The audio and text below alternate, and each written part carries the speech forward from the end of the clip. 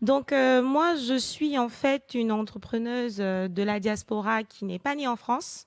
Donc, je suis immigrée et je vais montrer en fait l'image qu'on n'a pas généralement des jeunes issus de la diaspora. C'est l'image en fait de ces personnes qui quittent leur pays, qui viennent ici pour ne pas échouer. En fait, c'est ça, quand on quitte notre pays d'origine, on vient, on se dit, on sait ce qu'on a laissé derrière, on se donne tous les moyens pour réussir. Donc moi, j'ai pu avoir le privilège de venir par une bourse d'excellence. Je suis une femme dans la tech. J'ai fait tous mes études dans la tech, dans les sciences. J'ai essayé d'arriver jusqu'au sommet parce qu'on m'a dit, en arrivant au sommet, tu auras les portes qui vont s'ouvrir et c'est vrai. Parce que quand on est une femme, peut-être ma collègue, elle l'a pas appuyé un peu plus fort. Quand on est une femme noire, quand on nous regarde, on voit en fait directement quartier. On ne voit pas crédibilité sur notre visage, en fait. On se dit même que, voilà, on est issu de quartiers, on a grandi dans les quartiers. Pourtant, nous, on n'est que des gens de la diaspora. Parfois, on n'a même pas la connaissance de ce qui se passe dans les quartiers. Et c'est très difficile de se faire un nom lorsqu'on est déjà stéréotypé de cette manière. Et donc, ce qui sauve parfois les jeunes issus de la diaspora, c'est le background. Moi, je peux dire que aujourd'hui, ce qui m'a permis d'entreprendre, de me faire un nom, de me faire respecter, c'est parce que derrière, on a vu que j'étais docteur en mécanique, j'ai enseigné en école d'ingénieur. En plus de cela, j'ai été dans le milieu financier avec un MBA. Quand tout le monde regarde le parcours, on change l'image qu'on a de toi. Mais à la base, on regarde directement quelqu'un de quartier qui n'a peut-être rien à apporter, rien à je sais pas, aucune crédibilité. Pire encore, quand vous avez des projets dans la tech, parce que moi j'ai développé aujourd'hui la première classe préparatoire scientifique complètement à distance, qui a pour but en fait de voir émerger des profils issus des régions, issus de la diversité des quartiers dans les grandes écoles d'élite. Parce que si on veut que les investisseurs changent de mentalité, si on veut que notre pays, nos dirigeants puissent changer leur opinion par rapport aux jeunes issus du quartier, de la diversité, il faudrait que ceux qui nous dirigent soient également représentants de cette diversité.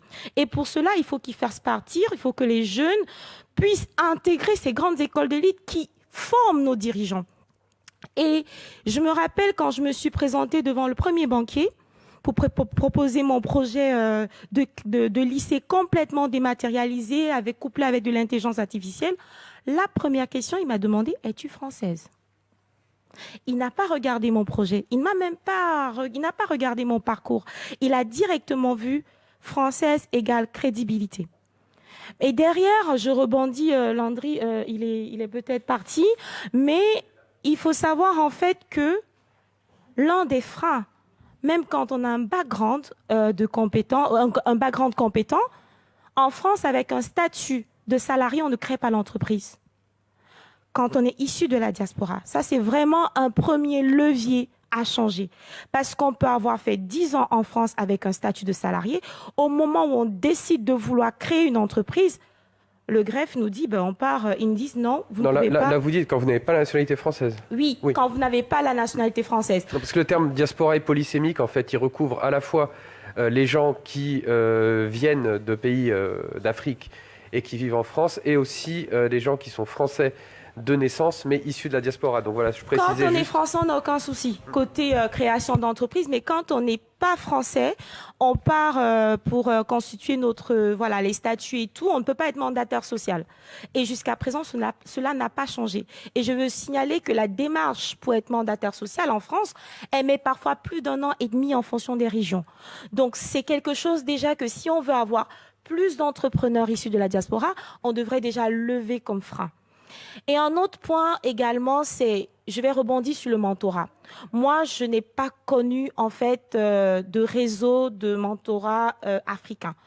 Je me suis tournée vers des réseaux tels que des réseaux français. Et par contre, il y a une chose quand même qu'il faut féliciter, c'est que quand on se rapproche de la BPI ne regarde pas de quelle couleur de peau on est. Est-ce que le projet est innovant? Est-ce que le projet tient la route? C'est la BPI qui nous a apporté notre premier financement. C'est à cause de la BPI a fait une pression sur une banque de compléter leur financement. Et donc, du coup, c'est quelque chose, en fait, qu'on ne le dit pas souvent, mais ça aide parce que la BPI ne fait pas, quand on démarre, c'est pas un prêt, c'est une subvention. Et cela, vraiment, ça allège. Et il y a également d'autres réseaux d'entrepreneurs et c'est super intéressant parce que qu'on soit français de souche, qu'on soit issu de la diaspora ou pas, quand on est déjà dans un réseau d'entrepreneurs, on traverse les mêmes difficultés.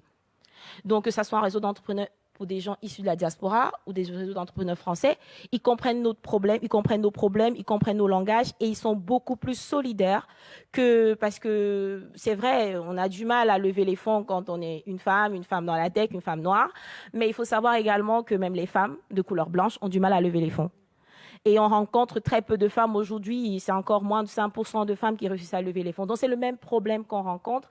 Et ce qui est intéressant et la richesse que je peux dire également du milieu de l'entrepreneuriat, c'est qu'une fois qu'on est dans ce réseau, peu importe le réseau d'entrepreneurs, on est solidaire.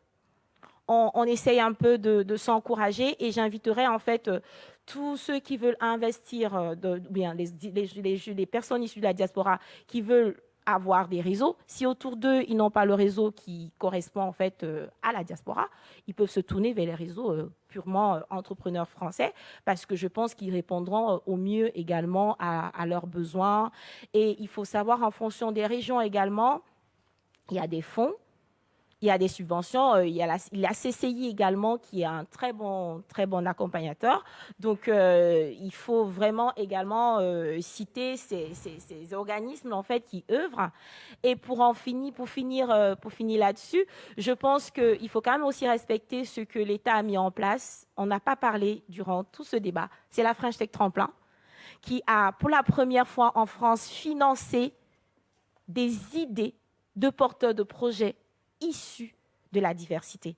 Et là, dans le pas de diversité, on parle également des jeunes issus de la diaspora. C'est quand même une enveloppe de 20 000 €. Moi, j'ai été parmi certains mentors qui ont accompagné des porteurs de projets ils ont eu 20 000 € à leur disposition pour être accompagnés sur l'idée. Ils n'avaient même pas, c'est pas sûr que ça allait produire quelque chose, mais juste l'idée. Et derrière, il y a Douglas qui a parlé des quartiers. Nous avons diverses idées parce que quand on est entrepreneur, ce qui nous manque parfois, c'est de la visibilité. On ne sait pas qu'on existe, on n'a pas les médias qui nous ouvrent les portes. Et donc, quand il y a des réseaux comme Diversides qui met en avant des porteurs de projets issus de la diaspora, ça donne un sens et je pense que ça change. Merci.